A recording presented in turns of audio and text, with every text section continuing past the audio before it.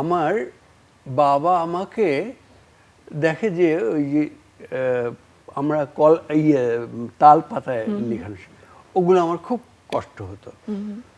বাবা করলেন কি, স্লেট কিনে এনে ওই ছবি কটাকে কয়ের মতো করে না, একটা ছবি দিয়ে তারপরে করতে লাগলে। আমি ছবি করতে গিয়ে দেখা গেল, বাহ, এটা তো ভারী মজা। যেটা ছিল আমার কাছে একটা টর্চার, সেটা হলো মজার ব্যাপার। এখন আমি স্লেট পেন্সিল আর ছাড়ি না। এই হতে হতে আমার একটা ব্যাপার হয়ে গেল যে আস্তে আস্তে ক্লাসে যাই আর ওই আড়ালে ছবি আঁকতে থাকি সারাদিন। রাফ খাতায় আমি ছবি এঁকে ভরে দিই। ক্লাসের টিচাররা পড়াচ্ছেন, দেখা গেল সব টিচারের স্কেচ আমি করে ফেলেছি।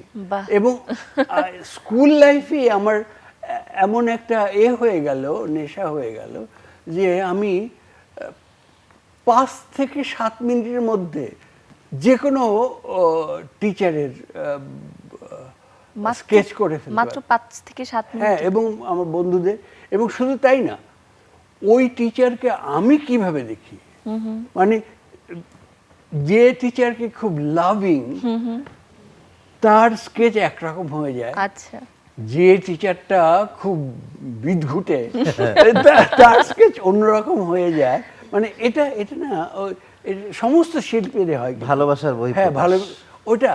এবং একদিন ধরা পড়ে গেলাম। তারপরে আমাকে ডেকে নিয়ে যাওয়া হলো টিচার্স রুমে, যে এই তুমি ওনাকে এইভাবে রেখেছো, কিন্তু ওনাকে এইভাবে কেন?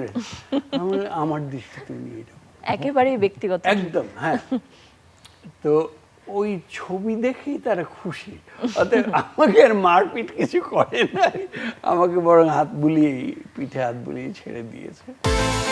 বিকাশ পেমেন্টে 10,000 টাকার বেশি অফার, শপিং চলছে তো।